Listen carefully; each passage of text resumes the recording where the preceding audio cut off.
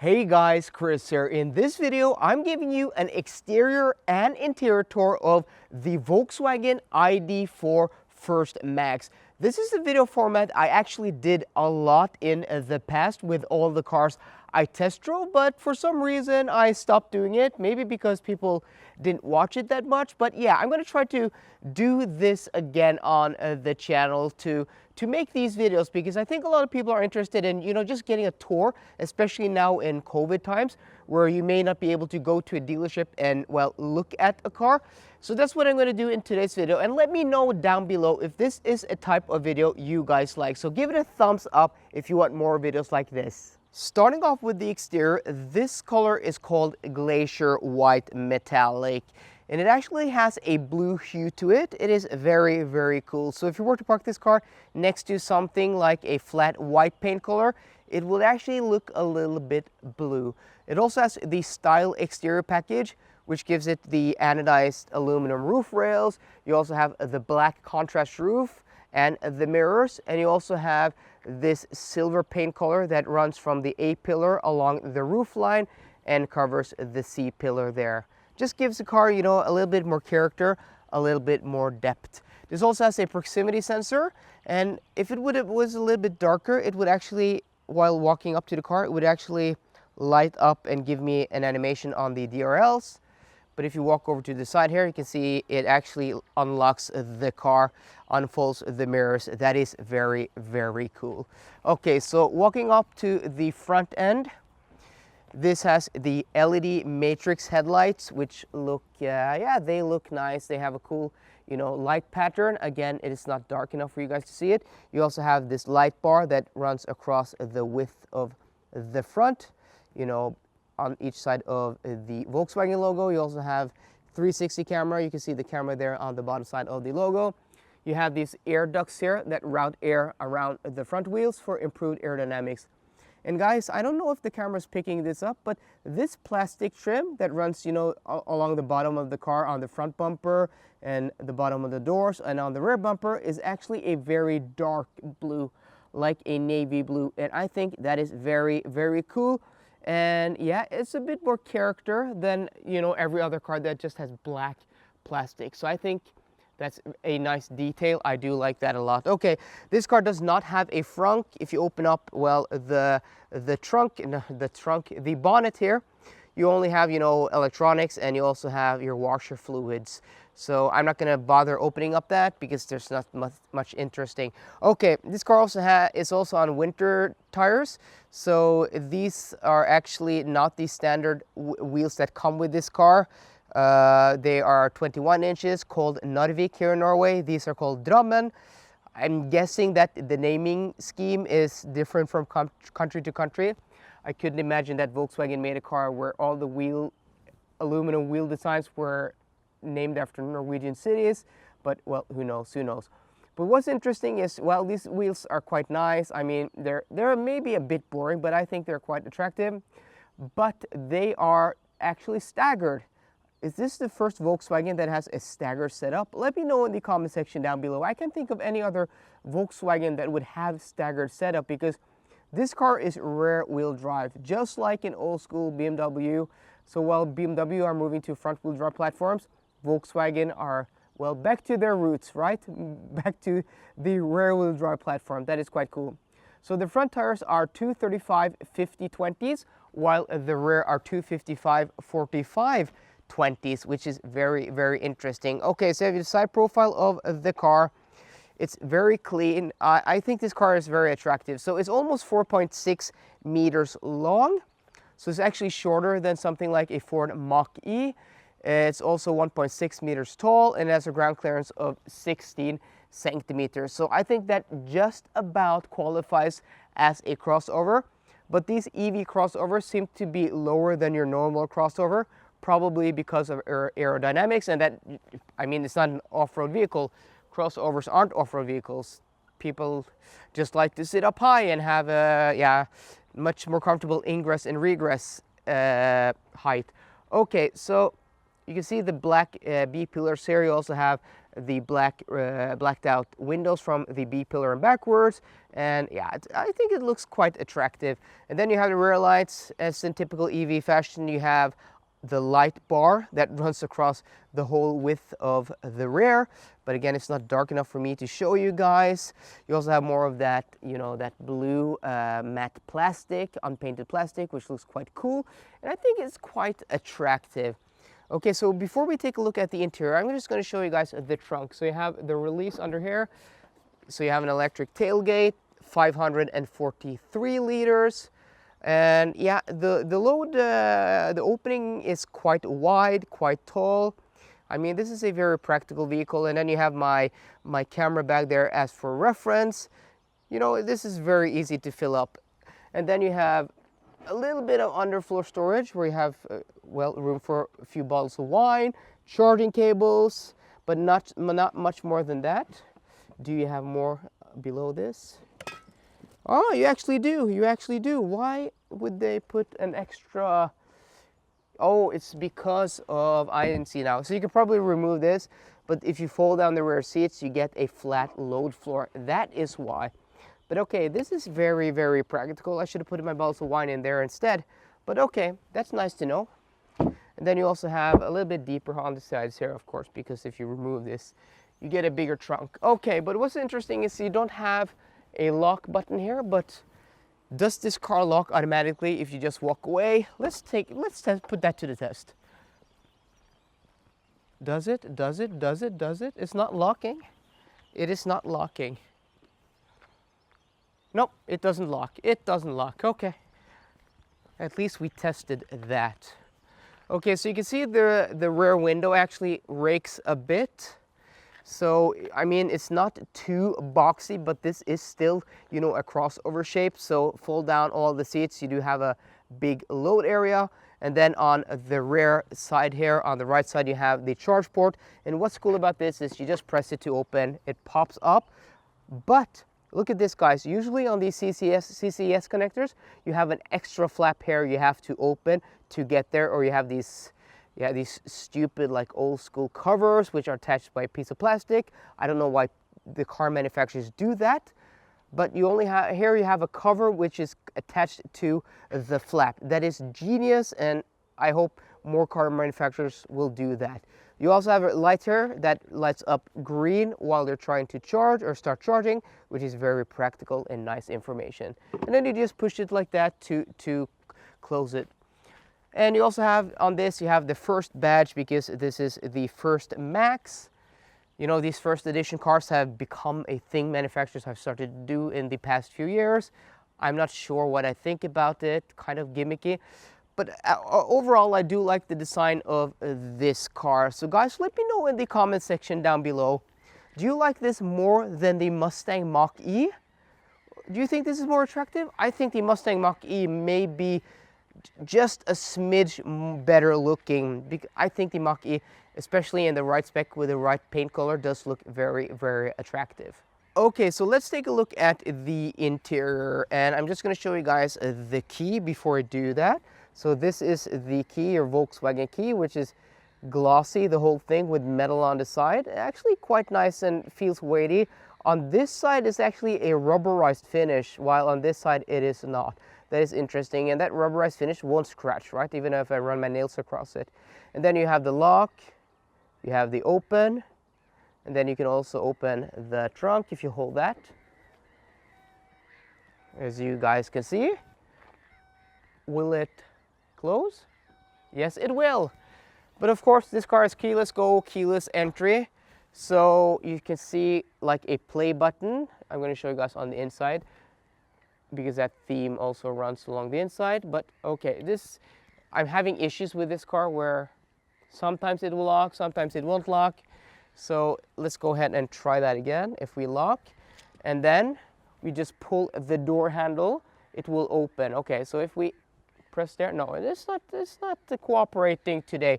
But this is actually a fixed door handle, but you have like a piece of panel or plastic on the back here, which will actually give way a little to give you some kind of mechanical feeling. but the actual door release here is electronic, just like in something like an Audi e-tron. And you can catch it out. That's a bit annoying if you just give it a tug like that. You can see that it almost gets caught in the latch, but if you just pull it like a normal door handle, it works just fine. It's just getting used to something a bit different, because it's not, you know, a mechanical opening of the door. It's more like an electronic release. But okay, it's at least better than what other car manufacturers are doing. I'm looking at you, Ford and Tesla. Okay, so starting with the front door. This actually has soft touch plastics on the top of the door, though not the nicest looking or the best feeling soft touch plastics. At least it has it, you know, compared to something like an ID3. But at this price point, because this car is very competitively priced, I'm not complaining. You also have this silver door handle, which is, I mean, I thought it was metal, but now that I look at the seam here, this is plastic. But yeah, it feels nice enough. You also have this plastic here, which isn't the worst type of scratchy plastic. But here you have the typical scratchy plastic, but at least it's only limited to the section around here and also on the lower part of the door. You have imitation leather here. This has the Style Plus interior package. We're gonna get to the seats in a while. But yeah, that gives it this faux, this faux leather here. And you also have glossy black plastic here, which already is quite scratched. I don't know if the camera's picking that up. This car has only covered like 5,500 kilometers. So, I mean, that's going to look very ugly with time. What's interesting here is that you have your window switches here, but you only have two. So if you want to open the rear, you have to press rear and then you can open the rear. You can see the rear lights up there. I mean, that's an interesting concept. I don't know why they did that. It's more gimmicky. I don't think they're actually saving any money or cost to the customer by doing it like that. And you also have the trunk release button there above the speaker, as you guys can see. And you have a speaker in the door. You have a rather small storage bin here in the door. Does it go back? Yeah, it goes all the way back. So why don't they just have it open? That's very weird. But at least it is carpeted. So if you have things down there in the door pocket, I do apologize, guys. I still have this bad cold. If you have this stuff down in the door pocket, at least it doesn't rattle while moving around. Okay, so let's move to the interior. This has, being the Style Plus, it has the 12-way power seats with 2 memory functions, lumbar support, and also massaging function. That is very cool. And you can see that this has, these are the Style Plus interior. So you have this, like, it's called Velour Tech, which is like a microfiber cloth texture. It's not like Alcantara. It feels like a microfiber. It's quite nice, nice stitching. This is cool, the perforated logo there. And then you have, you know, imitation leather or faux leather, whatever you want to call it, vegan leather, on the sides of the bolsters there and also on the headrest. I think the seat design is overall very attractive, and yeah, they are comfortable. Okay, so let's take a step inside. You know, before we show you guys the front cabin, I just want to show you guys the rear seats. I actually haven't sat in the rear seats, but I know that they have actually cut cast here. So this is hard touch plastic. So I mean, the rear door is much of the same finish, but you can see there already, I don't know if anybody's been sat in this car. It had covered 4,500 kilometers while I picked it up. It already has a scratch there. That's why I don't like hard touch plastics. Not only do they feel cheap and look cheap and smell cheap, they also scratch and damage very easy. I mean, I could take my key here. I could take a key to this soft touch plastic here. I'm not going to take anything to the rear seat because I'm not going to ruin the car, but I could do this, and that doesn't do anything. It doesn't do anything. If I did that to this door, that would scratch. So, I mean, there are many advantages of soft touch plastics. Among of them are they don't scratch and get ugly, because this will be ugly after a few years. And you can see it's quite dark in here because you have the tinted windows, but space is quite good. You also have the same, you know, the same fabric here, that microfiber cloth fabric. And yeah, the rear seats look nice. You also have the climate control in this car. So I moved this seat back a bit. So I mean, this would probably be somewhere like where a 6-footer sat, and I have plenty of knee room. I'm only about 5'7". I have short feet for being, or short legs for being 5'7". My upper body is like normal, like somebody who's almost 6 feet, but I have short legs, guys. So this may not illustrate if you're taller than me, of course, but that just gives you an idea of the leg room. No problem at all. I think a 6-footer would also have no problem behind a 6-footer. Also, as I said, you have the climate control, so you have one, zone for the rear seats, and then you have this large, expansive panoramic glass roof that also closes via a button there in the roof. I mean, it feels very big and large, and even in the middle seat, you have a flat floor, which is very nice. I mean, this is a nice place to be in. I'm just gonna flip around the camera, guys. And as I said, I may have short feet, but my upper body is, maybe I'm not upper body like a 6-footer, but maybe someone who's like 5'9" or 5'10". So, I mean, you would have plenty of headroom here, and you have more headroom here in the middle seat because of the glass roof. If I move over to the side here, yeah, this is plenty. This is a spacious car. So I'm just gonna flip around the camera again and just quick look at the interior, or the front cabin rather. As you guys can see, maybe it's better to show you guys this from the back seat. So what I do like is the steering wheel design, because it feels very high quality. And now that the ignition is off, you can see that it's blacked out because it actually has lit up buttons which are touch capacitive.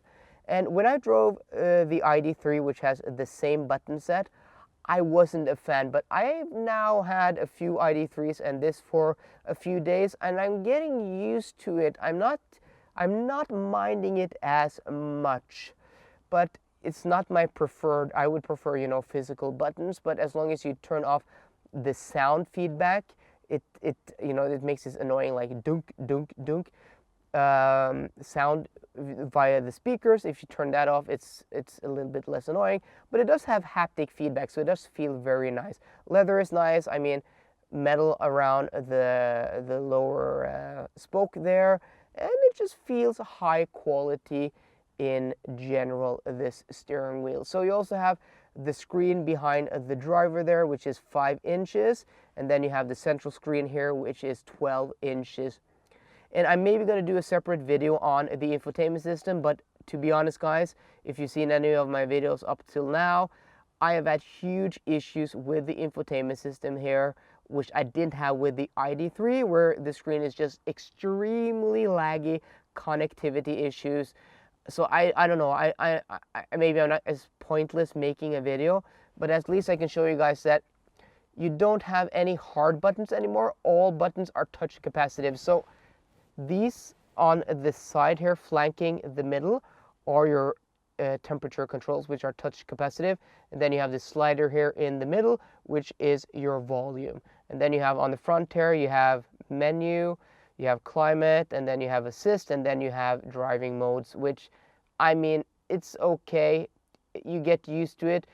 I wouldn't mind it as much as if you had a physical volume knob somewhere. If they put a physical volume knob, I wouldn't be complaining that much, but it's, yeah, everything is just either touchscreen or touch capacitive, which is a pity because the rest of the switchgear feels very nice. I mean, you have the gear selector up here, which is, you rotate.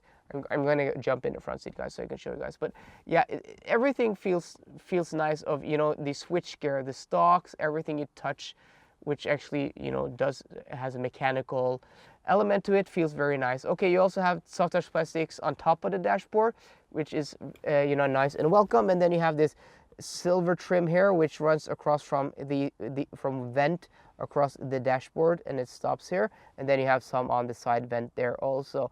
That's a nice touch. And then you also have the ambient lighting that you can see here, which has 10 different colors. This part is hard touch plastics, which I don't mind at all. And then you also have some vents there. I mean, the interior design is very, you know, minimalistic and clean, and I don't mind it. I think it works. And then you have some center storage here, which is surrounded by glossy black plastic. And yeah, since it's flat, it just collects so much dust. And then you have these, you know, these partition dividers here, which you can move around. It's just a bit weird. I don't know. And then you have dual cup holders here, where you can fit a half-liter bottle of Mountain Dew if you want. But yeah, you can also cover that up. And then you also have your charging port in front of that. So, I mean, you also have some more glossy black plastics here, which, oh, you know, you could wrap this, but I hope this trend of glossy black plastic just stops soon, because I am not a huge fan. Okay, so let's take a look from the front at the front. So as I said, you have these soft touch plastics here, which do feel nice, but the rest here, scratchy, scratchy, scratchy, scratchy, scratchy. And this car looks to be, you know, hasn't been sat in basically anywhere else than the driver's seat. But if you saw my ID3 video, that car had nicks and scratches on the hard touch plastics. That car hadn't covered many kilometers. You have some coin holders here. I don't know who's using coins. If you drive an EV, do you use coins? Doesn't that seem weird and counterintuitive? So these are the partitions I was talking about. I'm just gonna, yeah, okay, we are zoomed out. And you can flip them around, and you have these tracks here where you can slide them in and out. So, but you have to hit them. Okay. So, I mean, it's fine. It's cool. Dual USB-C ports here. And you also had dual USB-C ports there. I didn't show you this. You also had the lumbar extension here, or thigh extension rather, it is called. And then you have a glove box here, which is full of stuff. Surprisingly, it's not that big, which is, yeah, it is what it is. And then you have some storage underneath there. I don't know what you're going to put there. Maybe a purse. And then this is cool. This is an optional extra, but play and pause buttons for your pedals. But look at this, guys. Okay, this is what I'm talking about. So this is not the camera because of the recording frame rate. Because if you look at this, yeah, I'm seeing what you guys are seeing. This is so weird. But okay, so you have an ignition button here. And you don't have to press that, because as long as there's a sensor in the seat, as long as you sit down in the seat and you press the brake pedal, the ignition turns on. So there you have your central screen. But what's up with this? I haven't had this issue at all, but okay. It's nice that I'm recording this. And then you have this screen, which, I mean, the screens are beautiful, and I'm a huge fan of this screen. And this car also has a head-up display with augmented reality. I'm just going to overlay some video there so you guys can see what that looks like. But I mean, the screen is beautiful. It's one of the nicest screens of any car on the market, and it's not too big. I mean, it's 12 inches. It's big enough, but it's not like something in the Tesla Model 3 where it's just so huge and in your face and dominating, or the Mustang Mach-E, which has an even bigger screen. So I mean, I like the screen. It's just the UI and that it's so laggy. Okay, I'll show you guys. Yeah. I'm gonna turn down the music. Yeah, so that's not working. So, but okay, look at this, guys. I'm just let that. I'm just going to slide to the next screen, or swipe. Yeah. I mean, how hard is this? Yeah, so that's the screen experience. So in my opinion, this is totally useless. But okay, let's go ahead, because people are going to want to know what the version here is. Do you go here? And then you have information. Okay, so this is H200792, which I think is the latest software update. Okay, so I don't know, there isn't too much else to show you guys. Let me know if I missed anything, but yeah, the panoramic sunroof is beautiful. I mean, the overall exterior and interior is nice, but this screen just ruins a lot of the interior experience, because it is beautiful. Black levels are beautiful, contrast, colors, brightness, but yeah, it's just ruined by the I mean, this is it's completely useless. I mean, is that what I did? Did I try? I mean, I use a phone. We've used phones with touchscreens for, I mean, at this point, 10, 12, 13 years. It can't be hard to just swipe. And then, yeah. If you try on the lower part, does it want, I mean, look at that. That is completely useless and garbage. I'm sorry, but that's my honest opinion. Okay guys, so there we have it. That was the exterior and interior tour of the Volkswagen ID4 First Max. Let me know if this is a type of video that you guys want more of, because this is actually a video format that I enjoyed making in the past. Just giving you a tour of the exterior and the interior. I find it useful. I like to watch these type of videos myself on YouTube. Let me know in the comment section down below. So guys, I hope you enjoyed today's video. If it is, please drop me a thumbs up down below. And for more car content, as always guys, please subscribe. See you guys later and goodbye. Cloudless skies in the